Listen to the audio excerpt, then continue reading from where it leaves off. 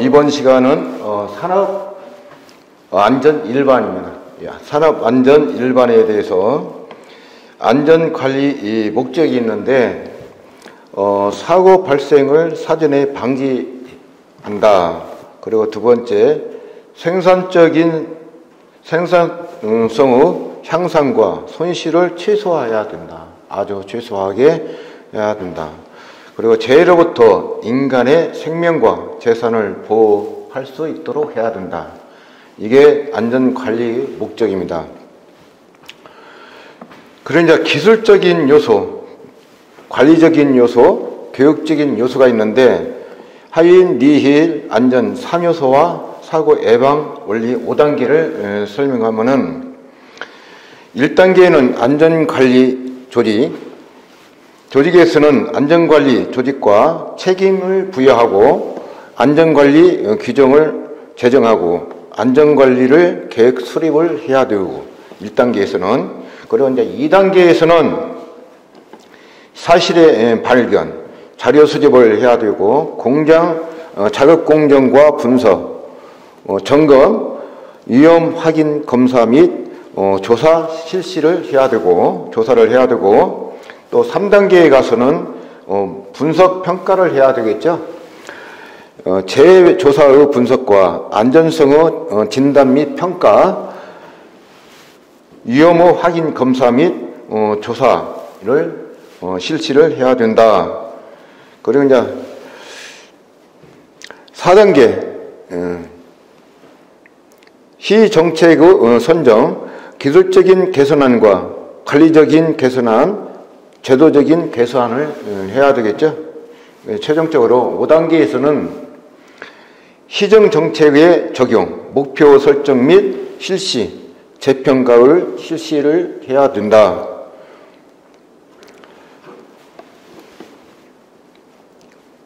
이게 예방 원리 5단계라 설명을 드렸고요. 다음은 재해 예방 4대 원칙은 예방 가능한 원칙, 예방을 가능한 원칙. 그 두 번째는 손실 우연의 원칙, 원인 연계의 원칙, 대책 선정의 원칙, 이렇게 해서 재해 예방 4대 원칙이 있습니다.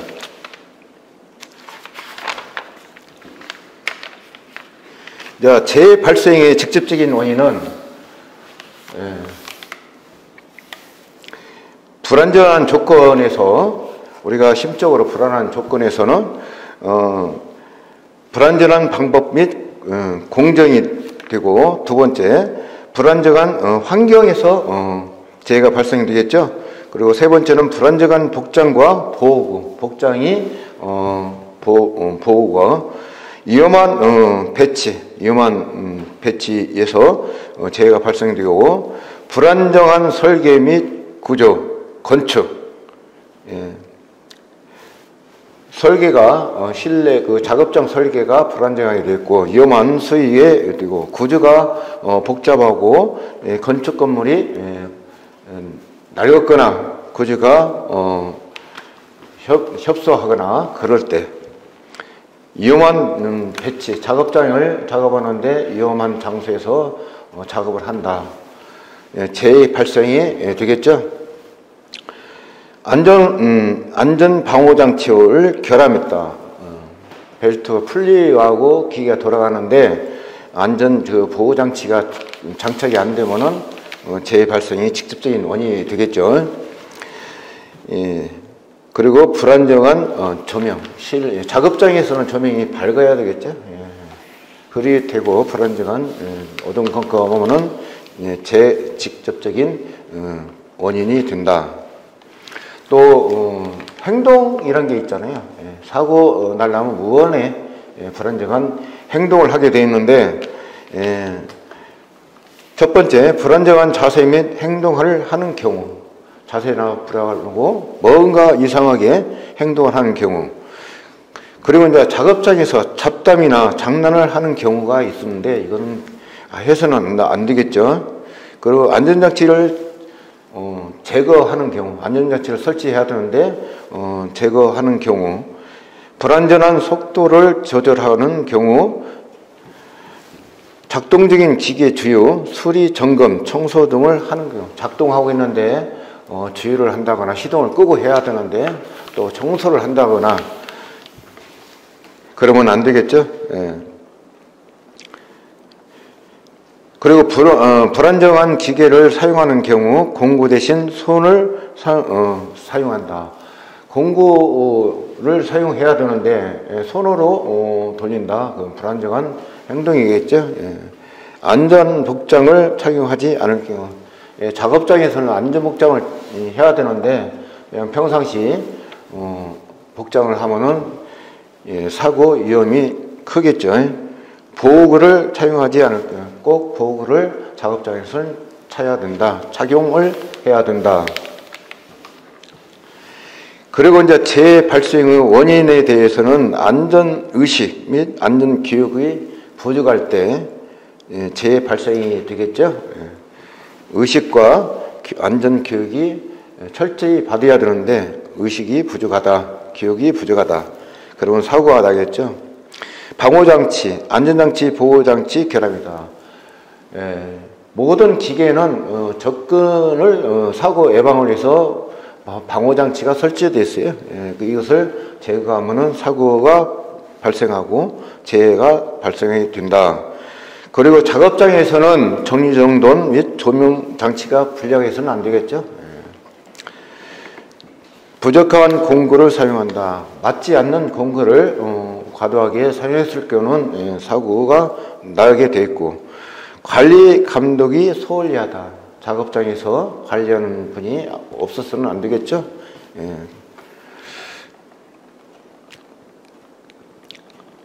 재조사 목적, 재원인은 규정 및 예방 자료를 수집하고 적절한 예방 대책을 수립하기 위하여 동종 재해 발생을 방지하고 유사 재해를 재발 방지하는 것이 재조사의 목적이다. 이렇게 말씀드릴게요. 그리고 이제 재조사는 방법이 있는데 재해 발생 직후 실시해야 되고 재해 현장 물리적인 흔적을 수집하고 재해 현장을 사진 등으로 촬영하여 보관하고 기록해야 된다. 목격자, 현장 책임자 등 많은 사람들의 사고 후 상황을 의뢰하고 재해 피해자로부터 재해 직전의 상황을 듣고 또 판단하기 어려운 특수 재해나 중대 재해는 전문가한테 조사를 의뢰를 해야 되겠죠. 그리고 이제 재해의 정의는 연천율은 1000명의 근로자가 1년 작업하는 동안 발생한 재해의 빈도를 나타내는 것이다. 강도율은 근로시간 1000시간당 재해로 인하여 근무하지 않은 근로자 손실 일수, 산업재해 경종 정도로 알기 위한 재해를 사용한다. 도수율은 뭐냐? 연 근로자 100만 시간 동안 발생한 재해 빈도를 나타내는 것이다. 천인율, 평균 재직 근로자 1000명에 대하여 발생하는 재해 자수를 나타내어 1000배한 것이다. 재해 지수를 나타내어 1000배한 것이다. 이것을 천인율이라 한다. 그러면 제가 간단하게 더 설명을 붙이자면은 재해 발생,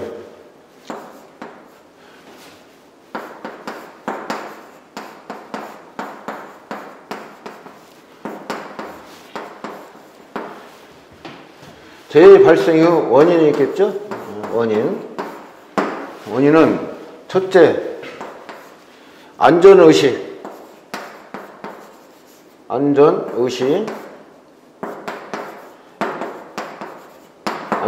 및 안전교육이 안전교육이 교육이 부족해서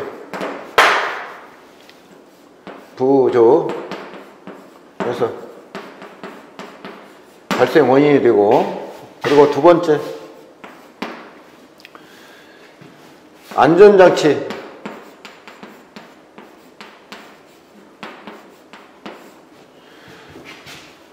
그리고 보호장치,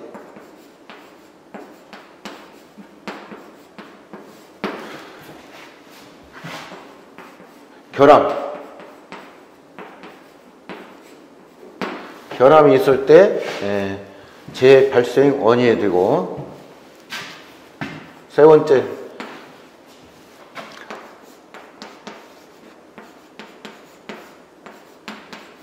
정리정돈. 작업장에서 정돈이 잘 돼야 되겠죠. 그리고 또 조명장치,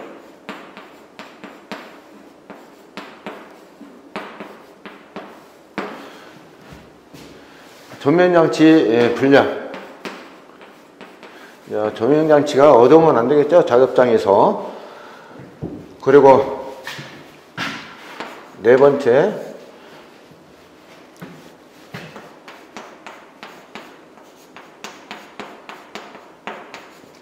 부적합한 공구 사용.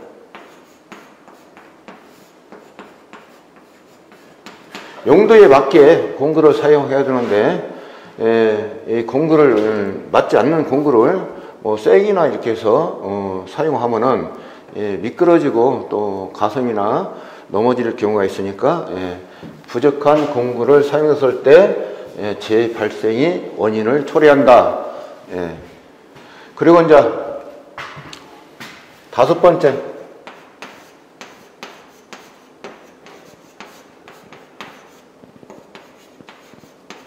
관리소홀.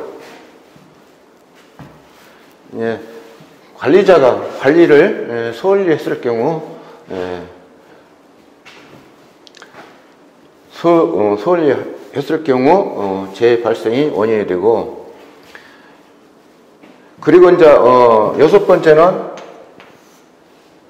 작업 방법이 미숙할 때,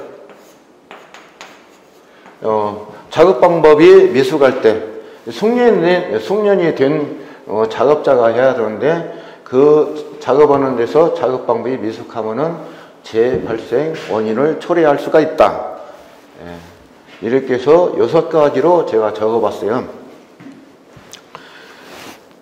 그리고 이제 아까 제가 한번 읽어드렸죠? 연천율,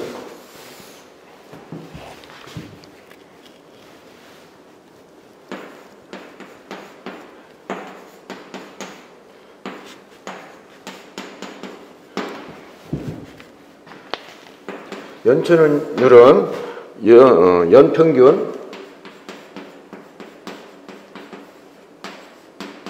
연평균 근로자 수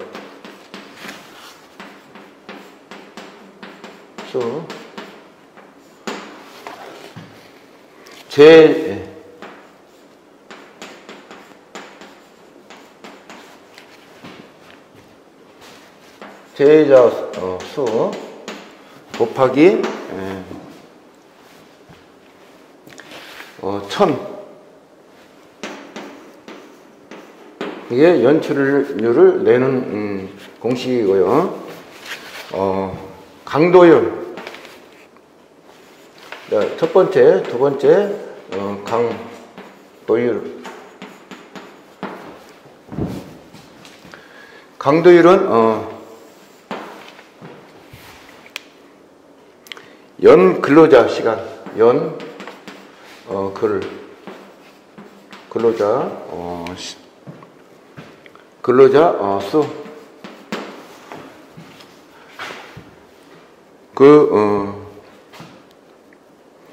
제가 근로자 수가 아니고 근로자의 시간. 그리고 근로 손실 일수, 근로 손실 일수. 그리고 이제 세 번째는 도수율이라는 게 있어요. 도수율.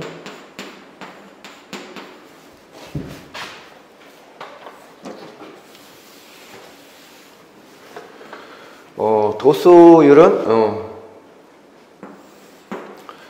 연 근로시간,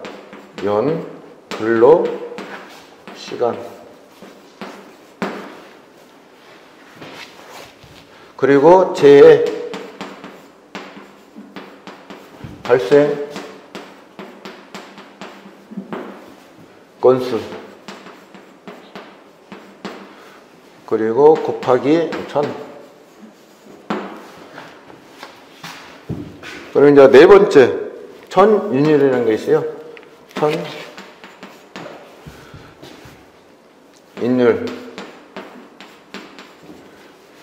천인율은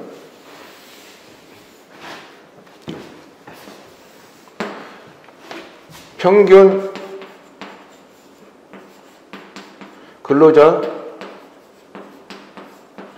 근로자의 수, 그리고 피해자 수, 재해자 수,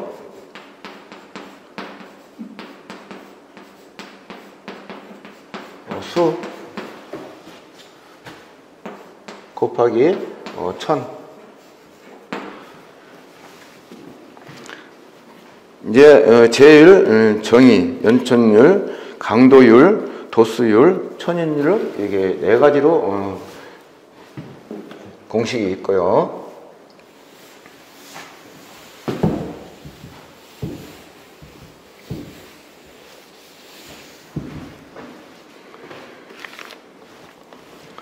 그리고 이제 우리가 운반 작업 시 주의사항을 제가 간략하게 읽어드릴게요.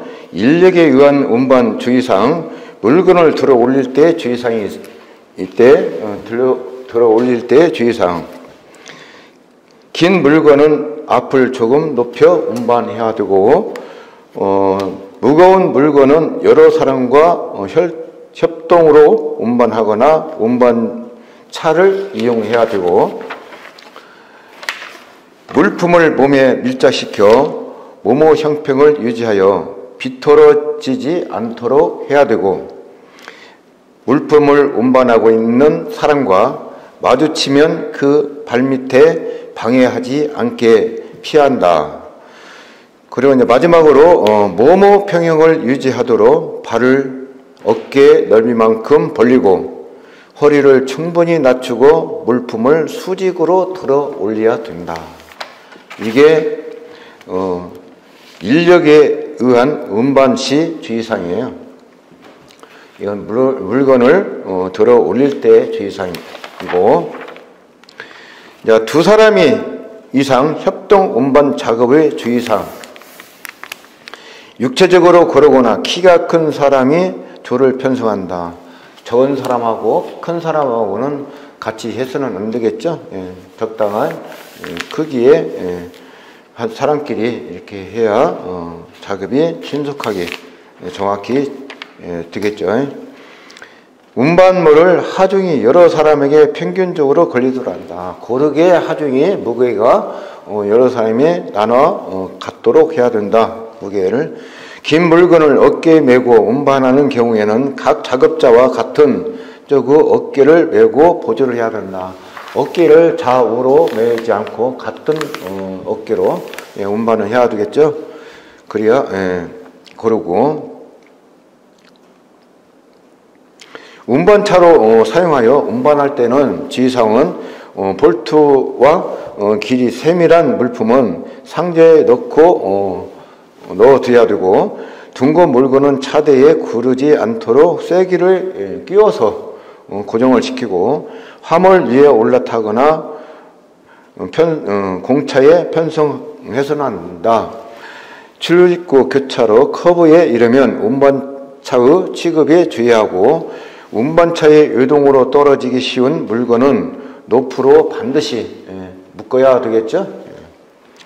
여러 가지 물건을 쌓아둘 때는 무거운 것을 밑에, 가벼운 것을 위에 쌓아야 되고, 운반차의 성능을 잘 알고 능력을 생각하여 중량 이상 적재하지 않는다. 초과해서는 안 된다, 그 뜻이에요. 그리고 이제 보호구는 뭐냐? 보호구 구비 조건. 착용이 간편해야 되겠죠.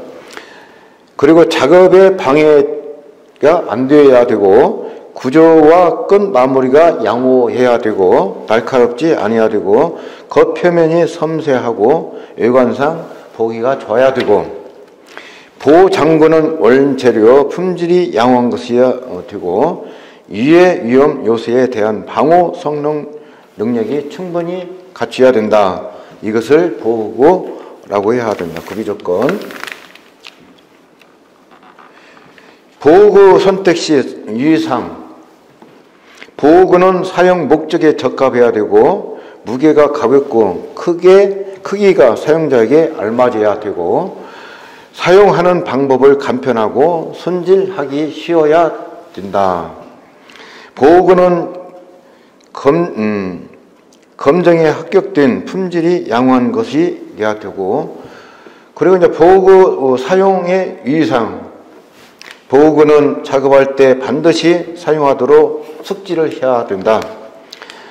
보호구는 사용이 불편하지 않도록 보관해야 하고, 작업자에게 올바른 보호구 사용 방법을 숙지를 해야 되고, 작업장에서 필요한 소용량 보호구는 비치하도록 한다. 작업의 종류에 의하여 정해진 적절한 보호구를 선택한다. 자, 보호구를 쓰고 또 보관 방법에 대해서 제가 간단하게 말씀드리면은, 광선을 피하고 통풍이 잘 드는 장소에 보관해야 된다. 습기가 차지 않고 그런 데 보관해야 되고, 발열성 물질의 보관은 주변에 가까이 두지 말아라. 발열성, 불이 쉽게 붙을 수 있는 물질의 옆에 보관해서는 안 되고, 부식성, 유해성, 인화성, 액체 등 부식성이나 혼합에 보관해서는 안 된다. 모래, 진흙 등 묻었을 경우 깨끗이 닦고 그늘에 건조해야 된다. 땀으로 오염된 경우 세척하고 건조시켜 변형이 되지 않도록 보관해야 된다. 우리가 이제 작업할 때 장갑을 끼는데요. 장갑은 감겨들 위험이 있는 작업에서는 차용해서는 안 된다. 차용 금지 작업, 선반 작업, 장갑을 껴서는 안 되는 거, 선반 작업, 드릴 작업, 드릴 회전하죠. 목공 기계 작업, 연석 작업, 해머 작업, 정밀 기계 작업할 때는 장갑을 착용해서는 안 된다. 보호장치의 종류를 제가 간단하게 말씀드리면은, 격리형 보호장치가 있어요. 그리고 두 번째는 완전 차단형 보호장치, 덮개형 보호장치, 위치 제한을 보호장치, 접근 반응형 보호장치. 이렇게 장치가 있는데, 안전은 우리가 스스로 안전한 정신상태, 건전한 정신상태에서 안전을 해야지, 안전에 지키지 못하고 또 그날따라 이상한 정신적인 질환이 있으면은 작업을 안 하고 쉬는 게 좋겠죠. 그리고 이제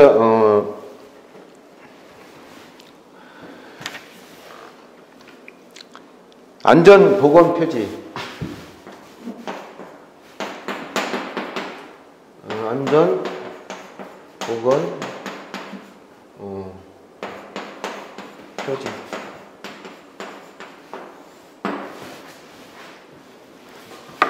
표지는 첫 번째 4가지 종류가 있는데요. 4가지. 금지 표시, 표지. 그리고 두 번째 경고 표지.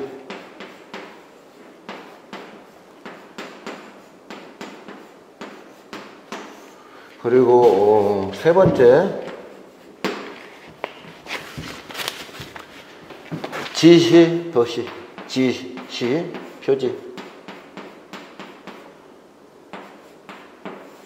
그리고 네 번째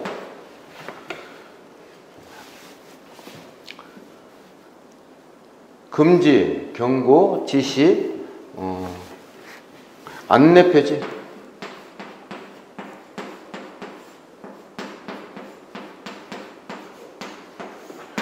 이렇게 네 가지 종류가 있어요. 그래서 각 도표의 그림에 금지, 그리고 경고, 경고, 또 지시, 지시하는 표지, 그리고 안내 표지. 이게 이제 필기 시험에 꼭 한 개씩 등장하는 시험 문제에 출제되는 거고요. 안전보건 표지 종류, 용도, 사용 장소, 형태의 색채 및 색채를 간단하게 말씀드리면, 금지 표지는 바탕은 흰색, 그리고 기본 모형은 빨간색으로 되어 있고 관련 부호 및 그림은 검은색으로 되어 있습니다. 그게 금지 표지이고, 경고 표지는 바탕은 무색이고 색깔이 없고 기본 모형은 빨간색이고 또는 검은색도 가능하다. 그리고 인화성 경고 표지는 바탕은 노란색이고 기본 모형은 관련 부호 및 그림은 검은색으로 되어 있고, 지시 표지는 바탕은 파란색, 관련 그림은 흰색으로 되어 있어요. 지시 표시가. 그리고 안내 표지는 바탕은 흰색, 기본 모형 및 관련 부호는 녹색, 바탕은 녹색, 관련한 부호 및 그림은 흰색으로 되어 있고요. 저희가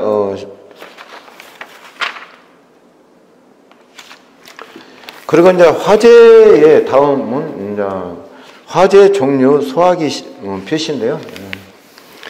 A급 화재는 일반 가연성 가열물의 화재로 냉각 소화 원리에 의하여 소화되며 소화기에 표시된 원형 표시는 백색으로 되어 있고, 이제 B급 화재는 가솔린, 알코올, 석유 등 유료 화재로서 질식 소화기 원리에 의하여 소화되며 소화기에 표시된 원형의 표시는 황색으로 되어 있고, C급 화재는 전기 기계, 전기 기구 등에 발생되는 화재로 질식 소화기 원리에 의하여 소화되며 소화기에는 표시된 원형의 표시를 청색으로 되어 있다.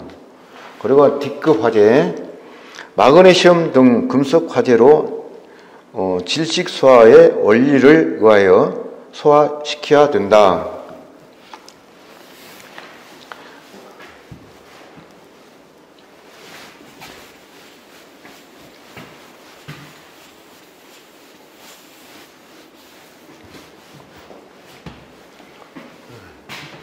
이제 제가 다시 설명하면 A급, B급, C급, D급. 자, A급 화재. A급 화재는 불을 일반 화재예요. 일반 화재. 일반 화재. 화재가 나오는 재를 남는다.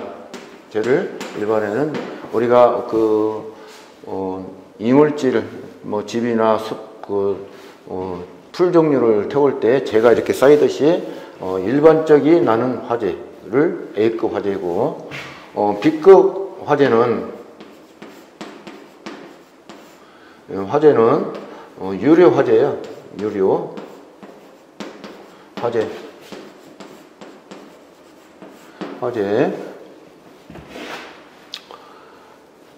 이제 유료 화재는 기름이죠. 기름, 뭐 오일, 석유, 경유, 등유, 뭐 이런 식으로 유료 화재로 되어 있고, 그리고 이제 C급 화재는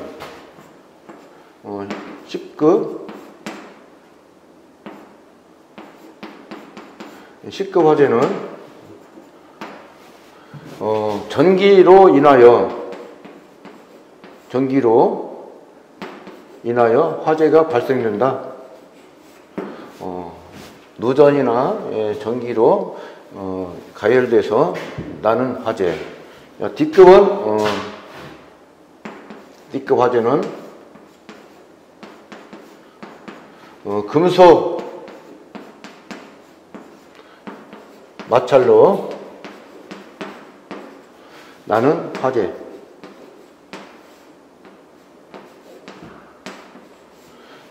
나는 화재다.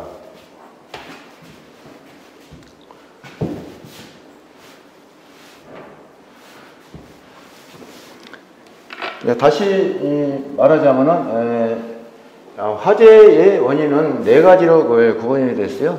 A급은 화재는 일반 화재, B급은 유료 화재, 기름으로 나는 화재, C급은 전기로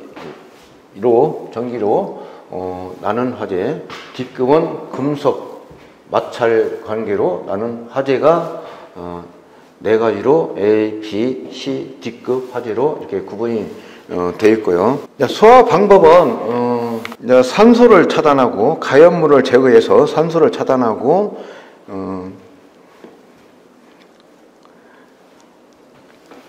질소 소화 방법으로 이산화탄소 등 불열성 가스를 이용하거나 발포제 또는 분말 소화제에 의한 냉각 효과 이외에 연소면을 덮는 직접적인 질식 효과의 불연성 가스를 분해 발생시키는 간접적인 질식 효과로 화재를 진압한다 뜻이고요.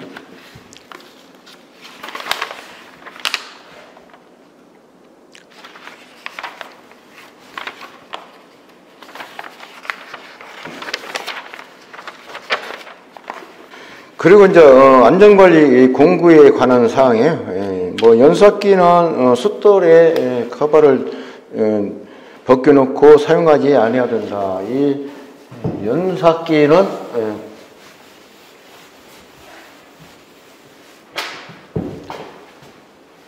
그러면은 이제 날카롭고 모터가 이렇게 연결돼서 벨트가 돼서 이거 모터가 그래서 도는 거거든요. 모터. 도는 이제 이런 식으로 도는데 요 위에서 이렇게 손 네바로 이 물질을 자르면 불꽃이 뜨겠죠. 이렇게. 그래서 카바를 해야지 연사숫들이 날카로워서 파손된 걸 튀기면은 작업자가 이쪽에서 작업을 하는데 지금은 얼굴이나 몸에 손상을 입기 때문에 꼭 보호 장치가 있어야 된다. 모든 공구나 연삭할 때 보호 장치가 되어야 된다. 수공구 사용 시의 안전수칙은 수공구로 만든 공구는 사용하지 않는다. 그리고 작업에 알맞는 공구를 선택하여 사용한다. 공구는 사용 전에 기름 등을 닦은 후 사용한다. 공구의 연장에 공구에 기름이 묻어 있으면 미끄러지겠죠. 그래서 상처를 입을 수가 있다. 공구를 보관할 때에는 저장된 장소에 보관하는데 깨끗이 이물질을 제거해서 보관해야 되고, 공구를 취급할 때는 올바른 방법, 사용법을 익혀서 취급해야 됩니다. 렌치 사용에 중요한 것은 힘이 가해진 방향을 확인하여 사용한다. 렌치를 당겨 렌치를 잡아당겨 볼트나 너트를 재거나 풀어야 된다. 예, 이게 시험에 자주 나오는데 렌치를 잡아당겨 볼트나 너트를 푼다. 우리가 통상적으로 이 렌치가 여기 있으면은 우리가 당기고 조일 때 풀을 때도 당겨야 된다. 풀을 때도 왼손으로 이쪽으로 몸쪽으로 당겨야 되는데 우리가 평상시 당길 땐 조일 때는 몸쪽으로 당기게 돼 있어요. 풀을 때는 그냥 오른손으로 힘이 좀 오른손잡이는 힘이 좀 세니까 이렇게 탁 밖으로 치는데 당기고 밖으로 밀으면 안 되고 밀다가 이게 잘못됐을 경우는 미끄러질 경우는 가슴이나 얼굴을 다칠 수가 있다. 그래서 공구를 조일 때 풀을 때는 몸쪽으로 조일 때 당기고 풀을 때도 왼쪽 몸쪽으로 당겨야 된다. 이걸 꼭 필수적으로 지켜야 된다. 그리고 공구를 사용한 후에는 건조한 헝겊에 닦아서 보관해야 되고 볼트, 너트를 풀 때는 렌치의 해머로 두들겨서는 안 된다. 공구를 풀 때는 해머로 가열해서는 안 되겠죠.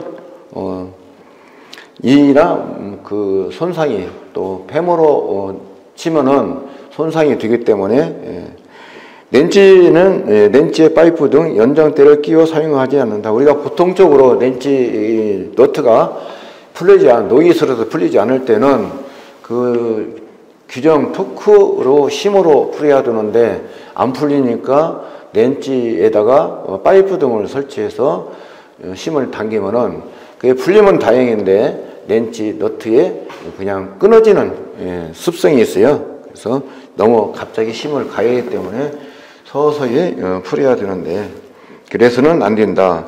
산화 부식된 볼트나 너트는 오일을 스며지게 한 후 푼다. 이게 무슨 뜻이냐면은 WD라고 이물질을 삭히는 것이 있어요. 그러면 녹슬었는데 렌치 그 흠에다가 부어주고 그게 스며들으면 너트가 볼트를 잘 풀릴 수가 있다. 잘 풀린다. 그 뜻이에요.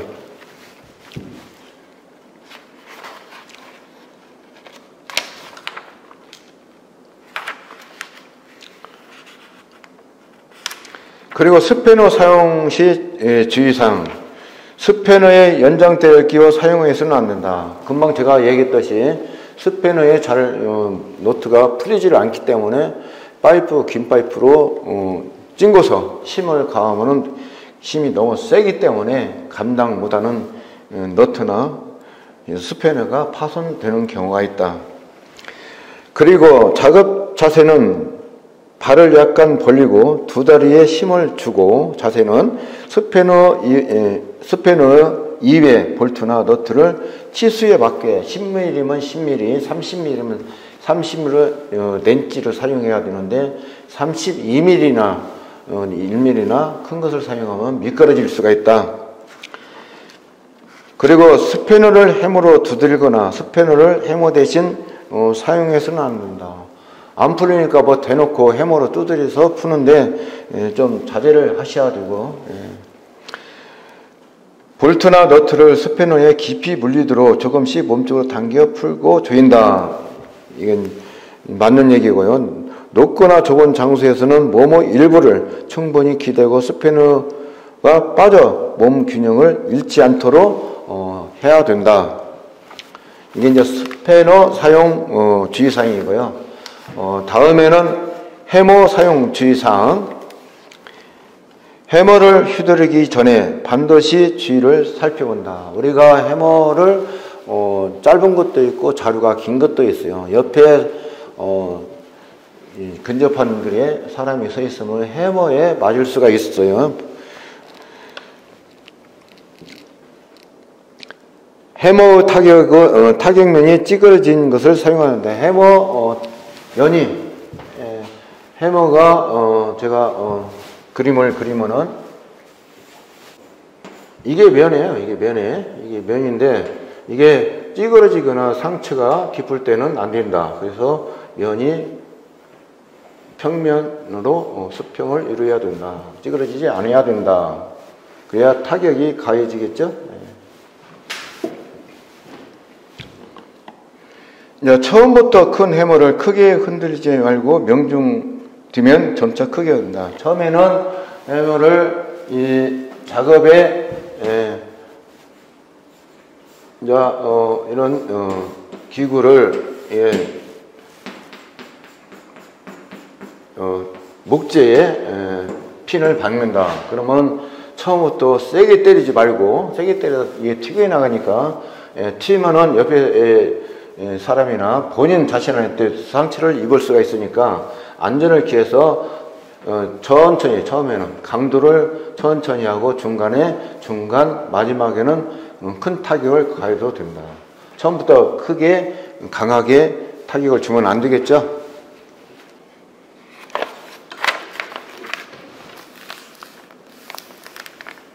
그리고 작업장 안전수칙, 작업 후 바닥에 오일 등을 깨끗이 청소해야 된다.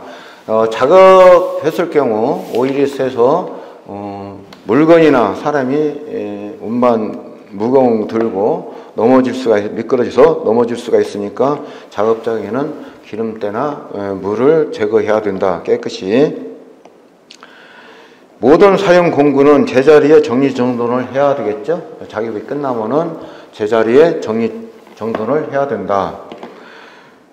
그리고 폐기물을 정해진 위치에 모아둔다. 우리가 작업하고 폐기물이 많이 쌓이죠. 폐기물 쌓이는 모아두는 데다 정리를 해야지 그냥 작업장에 놔주면은 큰 사고 원인이 된다. 통로나 창문 등에 물건을 세워놓지 마라. 통로나 창틀에 물건을 세워놓으면은 사고가 발생해 될 수도 있다. 위험하다 뜻이에요. 작업자의 안전수칙. 작업자는 안전한 작업법을 준수하고 작업자는 감독의 명령에 복종을 해야 되겠죠. 자신의 안전은 물론 동료의 안전도 생각해야 되고 나만 생각하는 것이 아니라 동료들도 생각을 해야 된다. 작업자는 작업 중에 불필요한 행동을 하지 아니해야 된다. 작업하는데 장난을 하거나 물건을 주는데 던져주거나 해서는 안 된다. 작업장의 환경 조성을 위하여 적극적으로 노력해야 되겠죠.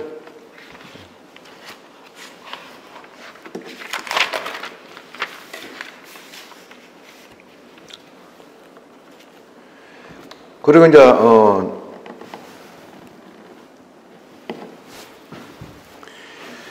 도시가스 설비 작업 안전이에요. 도시가스. LP 가스, 액화 석유가스의 특징을 제가 한번 말씀드릴게요. 주 성분은 프로판과 부탄이다.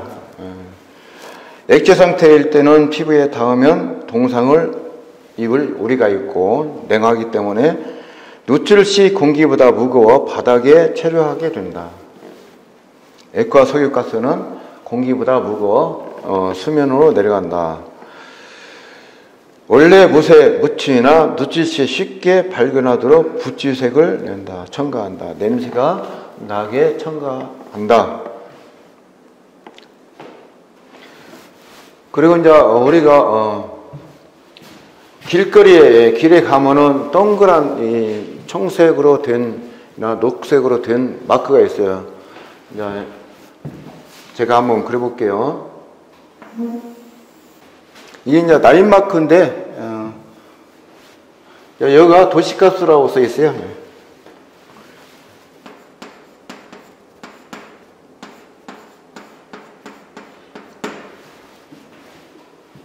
그리고 여기가 이제 회사명.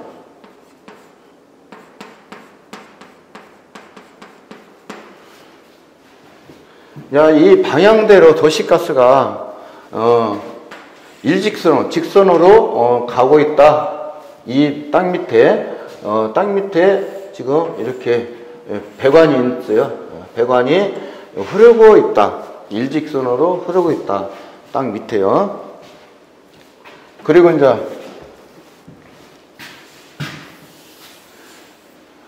양방향은 또 있는데 이런 라인 마크가 있어요. 이것은 양 방향으로 도시가스가 흐르고 있다. 양 방향으로. 양 방향.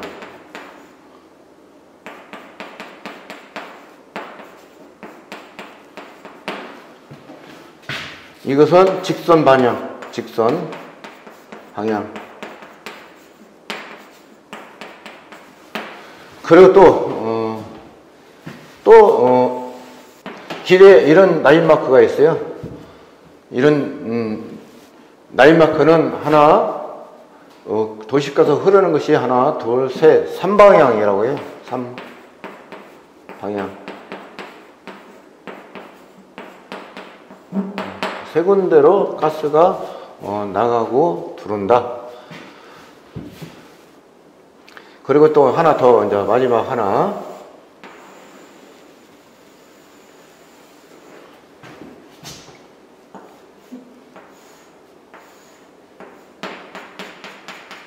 자, 한쪽으로 흐른다. 일방향.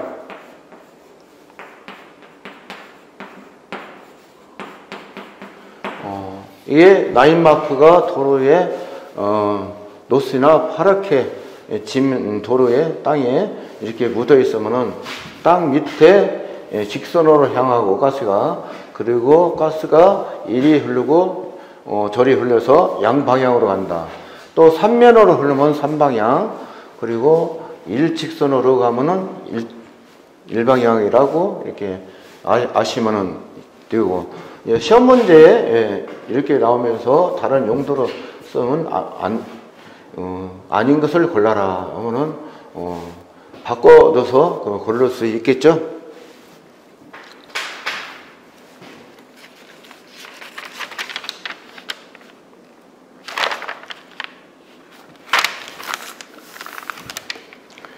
그리고 이제 도시가스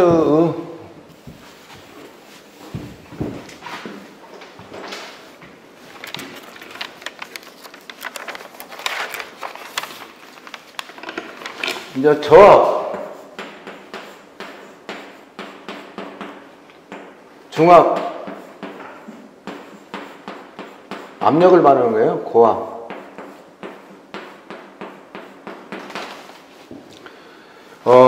저압은 0.1 메가파스칼에서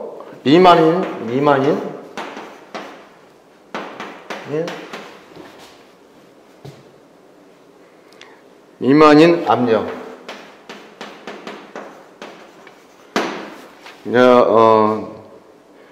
보호포 색깔은 황색으로 되어 있어요. 황색으로 되어 있고, 그리고 이제 중압은 0.1 메가파스칼에서 이상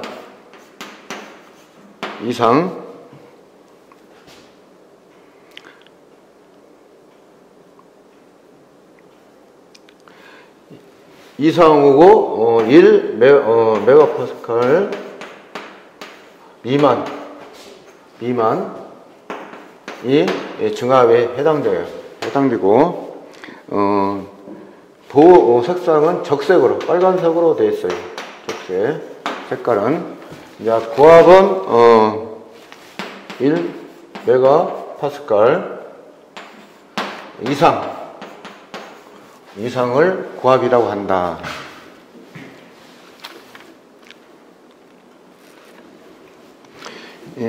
보호포 색상은 적색, 이것도 적색으로 되어 있어요. 적색.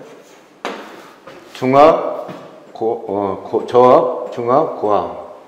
이런 식으로 세 가지로 되어 있고, 압력, 도시가스 압력과 색상을 제가 방금 말씀드렸고요.